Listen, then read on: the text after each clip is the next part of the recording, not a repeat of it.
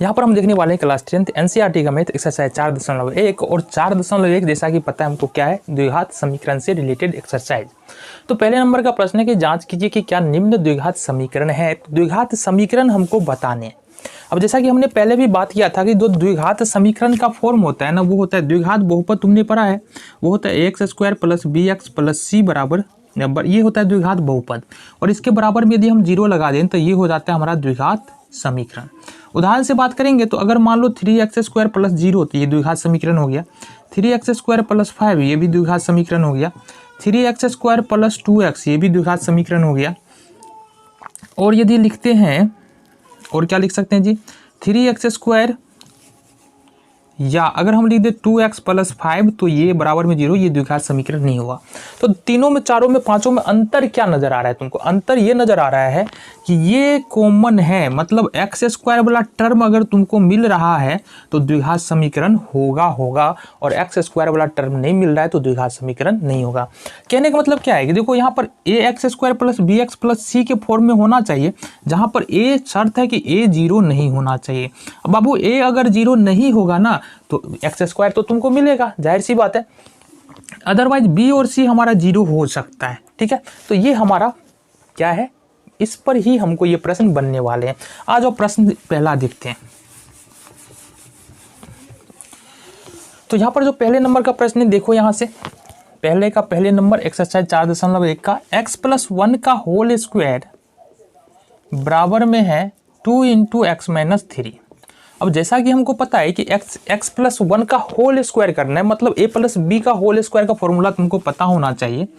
a + b का whole square होता है हमारा a² प्लस में 2ab और प्लस में b², और a - b का होल स्क्वायर बराबर क्या होता है, a² - 2ab और प्लस में b², ये फॉर्मूला होता है। तो यहाँ पर सपोज अगर तुम x को a मानते हो और a को b मानते हो तो क्या होगा, a + b के होल, इस वाले फॉर्मूला पर चलेंगे, a + b के होल स्क्वायर पर। तो यहाँ पर सबसे पहले a², मतलब यहाँ पर x के जगह पर a है तो x का स्क्वायर हो जाएगा, प्लस 2ab, तो 2a का मान क्या है, x है, और b का मान 1 है, तो 1 को अगर गुना करेंगे पूरे से तो यही आने वाला है, प्लस में 1 का स्क्वायर करेंगे 1 हो जाएगा, बराबर में 2 को x से गुना करो 2x और -3 दूनी 6। अब सिंपली करना क्या है तुमको, कुछ नहीं करना है बाबू, कुछ नहीं करना है। अब इस 2x को सबसे पहले इधर शिफ्ट करना है और 6 को भी इधर शिफ्ट करना है। तो ये होगा x² का x² प्लस में 2x प्लस में 1, इसको एज यूजुअल रहने दो। इस 2x प्लस में इधर लेके आएंगे तो माइनस का 2x हो जाएगा, 6 माइनस में इधर लेके आएंगे प्लस का 6 हो जाएगा, बराबर में 0। गौर से देखना, यहाँ पर 2x से 2x कैंसिल आउट हो जाएगा, बचा क्या तुम्हारे पास x² + 6 बराबर में 6 और 1 7 हो जाएगा ना, x² + 7 बराबर में आ गया तुम्हारे पास 0। और देखो x² + 7 बराबर में 0 आ रहा है, इसका मतलब क्या है, ये हमारा ax² + bx + c बराबर 0 के रूप में है, जहां a का मान क्या है, 1 है, b का मान 0 है, c का मान 7 है, मतलब ये क्या है, द्विघात समीकरण है। क्या लिख देंगे, द्विघात समीकरण है। चलो जी दूसरे नंबर के प्रश्न पे चलते हैं।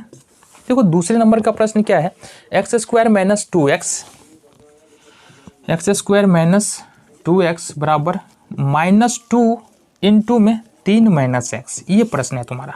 सिंपली सॉल्व करो इसको, x² माइनस का 2x और यहाँ पर बराबर हो जाएगा, -2 को 3 से गुना करेंगे माइनस का 6, -2 को x से गुना करेंगे तो होगा ये प्लस का माइनस माइनस प्लस, और ये होगा 2x। ठीक है जी। अब दोनों को इधर शिफ्ट कर ले, x² का x² -2x का -2x, 2x को इधर लेके आएंगे तो ये प्लस में इधर आगे फिर से ये भी -2x, और 6 माइनस में इधर आगे प्लस में 6, बराबर में इस साइड कुछ नहीं बचेगा, 0 हो जाएगा। x² - 2x 2x 4x और प्लस में 6, ठीक है जी, बराबर में 0।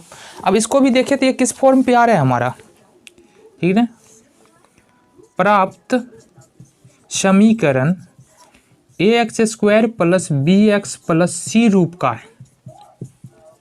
का है, अतः यह क्या है, अतः यह द्विघात समीकरण है। अब यहाँ पर तुम ये लिख भी सकती हो कि a का मान 1 है, b का मान -4 है, c का मान 6, या दिखाई भी तो दे रहा है ना। चलो